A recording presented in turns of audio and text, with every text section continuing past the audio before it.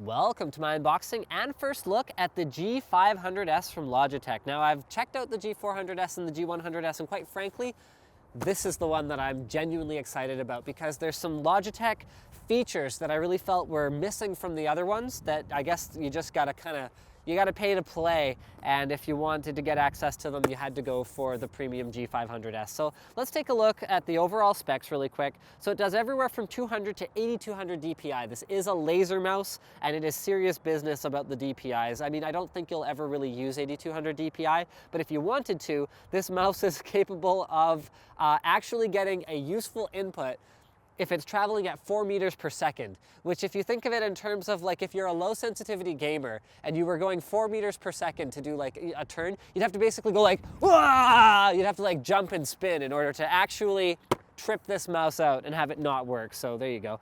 Up to 1,000 reports per second, which is the maximum USB is capable of. Max acceleration of 30 Gs. 20 million clicks is what the buttons are rated for, and the feet are rated for 250 kilometers. Now, I kind of mocked them with the 250 kilometers in my G400s unboxing, and I was like, well, do they mean on asphalt or do they mean on a piece of glass? But it looks like they've actually thought of that. Tested on wood veneer desktop. So they actually tested it before they rated it for how long it's actually going to go for. So there you go. I thought that was interesting, if nothing else. So the first mouse I ever used with adjustable weights was a Logitech mouse, and I really felt like that feature separates it in terms of customizability from the other things on the market. I mean, nowadays, a lot of mice have adjustable weights or like, you know, adjustable, you know, wrist straps or whatever kinds of adjustable things that go on.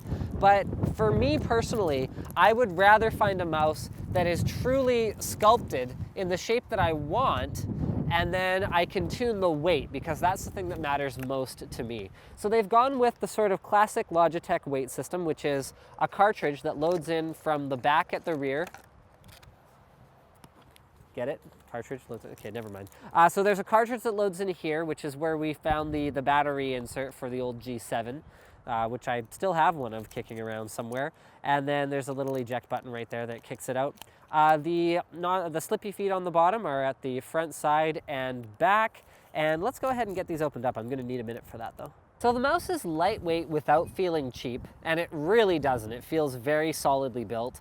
However, you can add up to whatever, 9 times 3, you can add up to 27 grams to the mouse, which will put it at the heavier end of mice. And then what you can also do is you can adjust where you want the weight. So if you put more of the weight towards the front, you'll have a bit more of a front heavy mouse. What I would probably do personally is I'd load more of the weight towards the back so that I can more easily move this way, which is the way that I tend to use my mouse, even though it's sort of bad for your wrist and you're not really supposed to do that. So Logitech's whole thing with the new G series is their Science Wins branding, where they're talking about the advanced materials that they're using on the mouse. Now, the difference between the G500s and the G400s, aside from the fact that this is using a gaming grade laser sensor as opposed to the optical sensor in the G400, is that the grippy sides feel more rugged and they feel more robust on the G500s. Like, I actually don't think I can scratch any of this off, even if I go straight at it with a fingernail. This was the one complaint I had about the G9, which was otherwise my second favorite mouse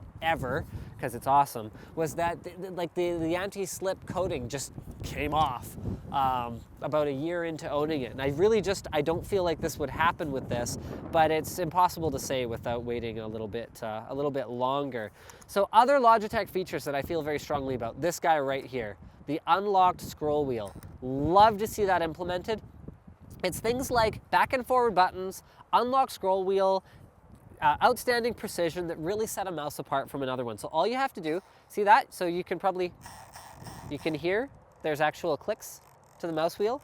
Now you go ahead and press this and it disengages the gear and it spins freely. So it's great for scrolling through long documents. I actually used my G9 at work almost exclusively because of that, because I was often in long Excel documents, but the problem with the G9 is the button was on the bottom, which is not as good as having the button right here where you can decide what mode do I want to be in and you can change it on the fly. You've also got DPI changing buttons here, back forward, as well as another programmable button here on the side. Looks like, yep, we've got DPI indications here. So that has 1, 2, 3 settings, and you can program all of that in the Logitech software. I just want to see if there's anything that I forgot that I wanted to say. I don't know if I mentioned the 3-year warranty already, but there you go. And I think that's pretty much it. Oh yeah, you can reprogram all the buttons if you want, and unlike the G100S and the G400S, the cable is braided, so it's got that premium braided look, and it is less susceptible to damage from cats. I've actually had cables saved from cats by braiding, so there you go, it's a thing. Don't forget to subscribe for latest tech tips for more unboxings, reviews, and other computer videos.